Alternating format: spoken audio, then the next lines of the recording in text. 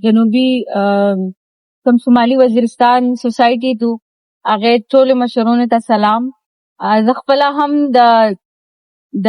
ساوث وزیرستان نه تعلق لرم. دلته د پی ټي ایم سره مس چار شي نه تاسو څومره هم مطالبات دي د امن په حواله باندې پی ټي ایم اواله ریزنا ادارنګي مطالبات سره او دارنګي سټریټ چې کوم ریپریشن دی هغه خلاف همیشه ویلوډ پوت شوی دی. نه په دا کې ټول مشرونو خبره وکړله چې څومره هم مسلې دي په شمالي کې او دغه په جنوبي وزیرستان کې چې څومره مسلې دي،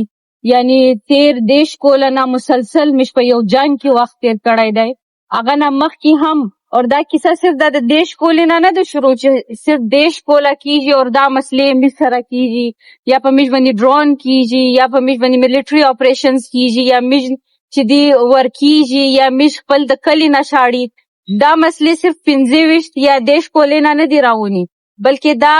چې کومه طریقه کارو دا د هغه زوړ افغان وار نه شریک دی. هغه ټیم کې هم دغه پاکستانی ریاست خپل د مفادات د پوره خپل هغه د پوره د امریکا سره په ګډه باندې دغه د وزیرستان دغه د قبایلی خلک یې روچک کړل، مجاهدین یې جوړ کړل، ویلا ژل په جنگ باندې.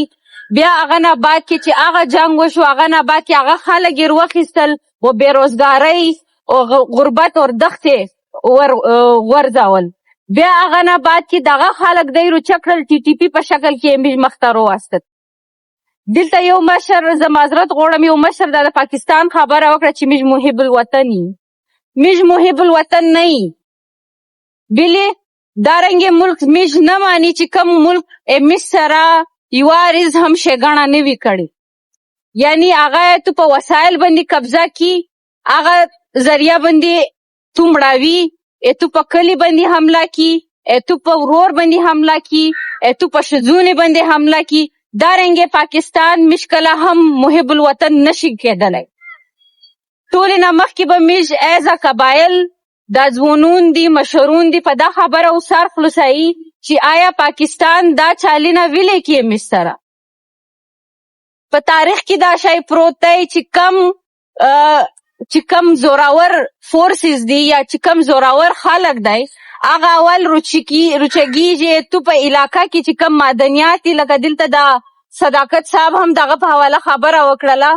تو په معدنیات باندې یا تو په علاقه باندې چې هغه قبضه کول غوړي په ټول نه اول هغه تو دماغي نه تو چې کم دماغ دی په دا باندې قبضه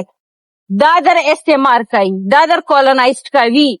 بیا هغه نه بعد کې تو په رواج تو په مذهب تو په طور طریقه په هر څه باندې دی خپله قبضه کړي. او نن هغه چم وشو، نن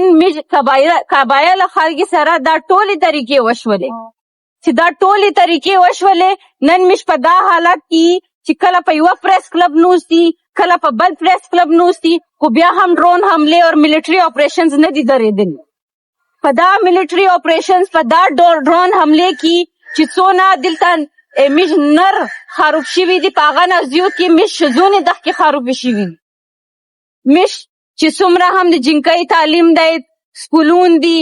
ټول بند دي. دا مسله خو صرف په میرعلي کې نه دو، دا مسله خو په واڼه کې هم دو، دا مسله په تنائی کې هم دو، دغه مسله په اعظم ورسک کې هم دو. دا ټولې مسلې صرف تر میرعلي پورې محدوده نه دي،